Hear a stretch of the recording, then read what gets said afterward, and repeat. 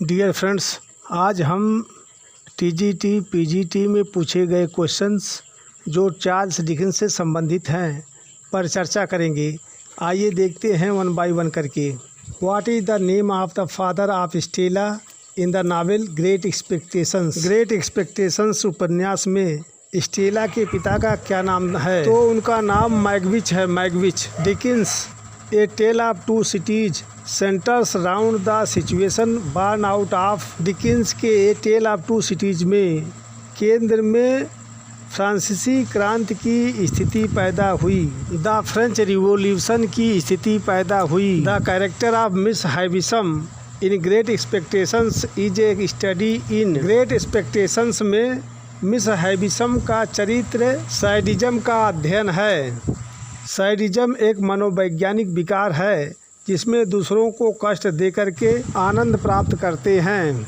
For how many years did Doctor Alexander Manette serve as a prisoner in the Bastille? Doctor Alexander Manette ने कितने वर्षों तक बास्टील में कैदी के रूप में रहे? तो वे 18 वर्षों तक रहे। डॉक्टर मैनेट लूसी के पिता हैं जो एक प्रतिभाशाली चिकित्सक हैं और उन्होंने फ्रांसीसी क्रांति के दौरान एक कैदी के रूप में 18 साल गुप्त रूप से बिताए थे।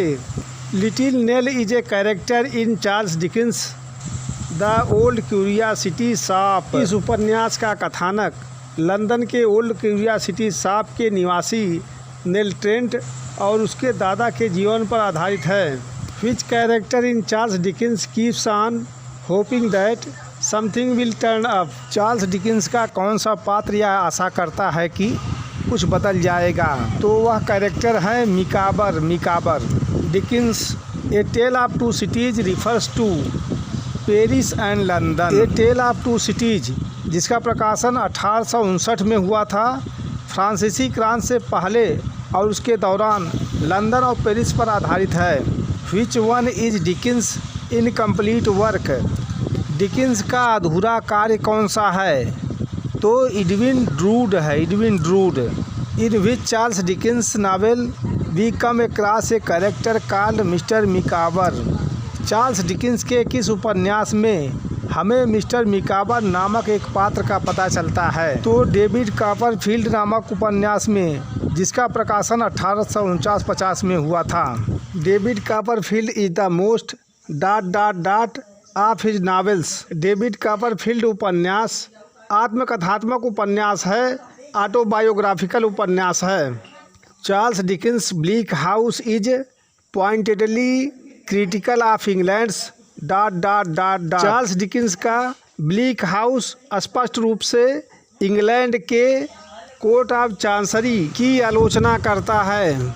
डिकेंस इस मामले का उपयोग अंग्रेजी न्यायिक प्रणाली पर व्यंग करने के लिए करते हैं। Who is पिप्स tutor in Dickens great expectations? Dickens के ग्रेट एक्सपेक्टेशंस में पिप का शिक्षक कौन है? तो पिप का शिक्षक मैथ्यू पॉकेट हैं। Matthew Pocket. Matthew Pocket Miss Havisham का चचेरा भाई हैं। वह बेंटले, ड्रमल, पिप और अपने बेटे हार्बर्ट जैसे युवा सज्जनों को पढ़ाते हैं। CC Zoop is a character in hard times. CC Zoop hard time novels की एक पात्र है, एक कैरेक्टर है। सिसिलिया या सीसी जूप स्लीजी की एक सर्कस गर्ल है। साथ ही साथ थॉमस ग्रैडग्रिंड की बहुत सख्त कक्षाओं की छात्रा है। सीसी के पास अपने स्वयं के मूल्य और विश्वास हैं जिसके कारण वह ग्रैडग्रिंड के हाउस होल्ड में रहती है, घर में रहती है। Charles Dickens Little Dorrit is an attack upon. Charles Dickens की लिटिल डोरिट एक हमला है मार्शल सी कर्जदार की जेल और उस प्रणाली पर जो इसके अस्तित्व के लिए जिम्मेदार है। Marshalsea the debtors prison and the system that is responsible for its existence.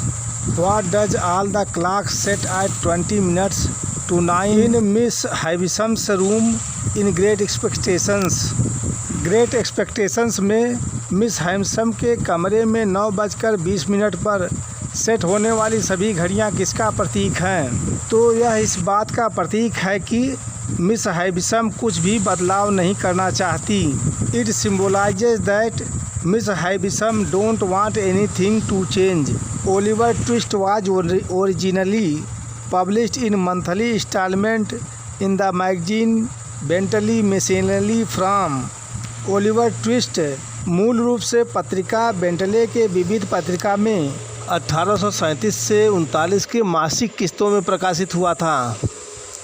Which of the novels given below does not fall under the category of the Gothic novels? नीचे दिए गए उपन्यासों में से कौन सा उपन्यास गॉथिक उपन्यास की श्रेणी में नहीं आता है? तो यह नावल है द पिकविक पेपर्स। गॉथिक उपन्यासों में भय, आतंक, मृत्यु और निराशा के तत्वों के साथ साथ प्रकृति, व्यक्तित्व और बहुत उच्च भावना जैसे रोमांटिक तत्व भी शामिल होते हैं। इन भावनाओं में भय और रहस्य शामिल भी हो सकते हैं। In which novel of Dickens do the characters Gradgrind, Bounderby and Sissy Jupe appear. तो हार्ड टाइम्स नामक नावल में ग्रैडग्रिंड कुख्यात स्कूल बोर्ड अधीक्षक है जो लाभदायक उद्यम के लिए समर्पित है और केवल तथ्यों से संबंधित है। बाउंडरबी एक पूंजीपति है।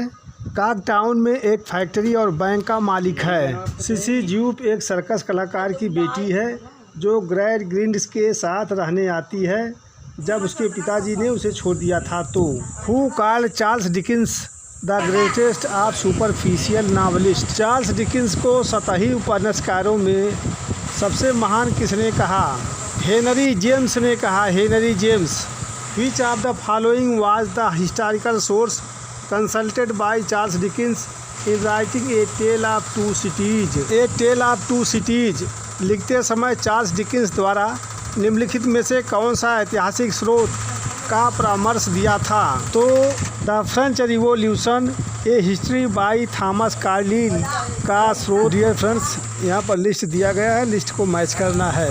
इस लिस्ट को पढ़ लीजिए, इसका मैच हम कर दे रहे हैं। डॉम्बी एंड सन का मेजर सिंबल है train. The Return of the Native का मेजर सिंबल है हेल्थ। ब्लीक हाउस का मेजर सिंबल है फॉग। टेस का मेजर सिंबल है mist. What problem has been dealt with in Dickens the Bleak House. Dickens के Bleak House में किस समस्या से निपटा गया है? कानून की देरी की समस्या से निपटा गया है। लार्ज डिले की समस्या से निपटा गया है। Which of the following is not correctly matched. निम्नलिखित में से कौन सा सुमेलित नहीं है? थॉमस ग्रैडग्रिंड का कैरेक्टर हार्ड टाइम नामक नावल में है। रिचर्ड कारस्टोन नाम का कैरेक्टर ब्लीक हाउस नामक नावल से है। अडा क्लेयर ये ब्लीक हाउस से ही है। अबेल मैगविच ये मिसमैच्ड है। अबेल मैगविच का कैरेक्टर ये ग्रेट एक्सपेक्टेशन से है। Who is the most furious character in Fagin's den in Dickens Oliver Twist. Bill Sikes. Bill Sikes. The novel David Copperfield is a bildungsroman, A novel of growth and development. David Copperfield उपन्यास एक building Roman उपन्यास है, अर्थात यह growth और development का novel है, उपन्यास है। Fagin is the boss of a criminal gang of young boys and girls in Oliver Twist. Oliver Twist में फैजिन युवा लड़कों और लड़कियों के एक आपराधिक गिरोह का मालिक है।